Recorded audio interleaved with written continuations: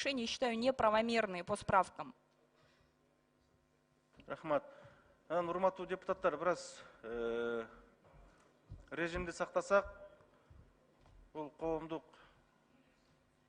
имарат болуп атат. Ошондуктан масканы тагынып, урматтуу депутаттар, бири-бирибиздин ден соолугубуз үчүн, бул жерде аппараттын кызматкерлери иштеп атат, ошолордун ден соолугу үчүн. Ошондуктан залда отурганда, ошо имаратта жүргөндө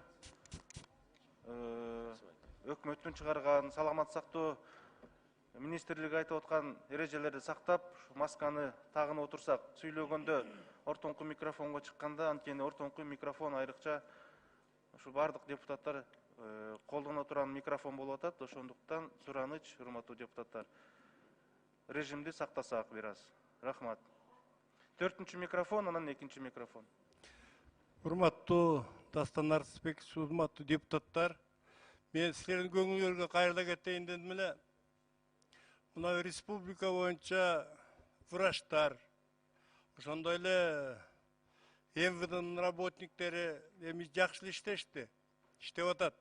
Анан кээ бир айылдар да бул жерде айтып атышат, райондун центрлеринде биз акчаларын бергенбиз, айлыктарын төлөдүк, жана башканын баарын деп айтып атат. Дастан Арсызбекович, Алмаз, эстеп алсаңыз, мына Атбаш районунда мага кагаз келди. Суббота воскресеньеде иштегенбиз дейт, эч бир врачка да, медсестрага да айлык төлөбөптүр. Ушуларды бир карап текшерип койсоңуз. Андан кийин мына мен эртең менен эле бир топ рыноктарга, ошондой эле ровдугаларга бардым. Ошол эле жерде работниктер, милициянын работниктерине блокпостторго 2 эсе беребиз, а силерге 1,5 дептир.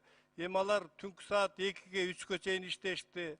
Адамдын эмгегин деген баалаш керек да, ошолордун акчаларын берип койсо. А бул жерден туруп алып булулдай сайрап, Кытайдын чебин куруп, баарын бердик, анан минтик деп Минздрав менен МВД айтып атат. Шуну көңүл болуп койсоңор, Дастан Арсызбекович, чоң рахмат. Рахмат. 2-чи микрофон.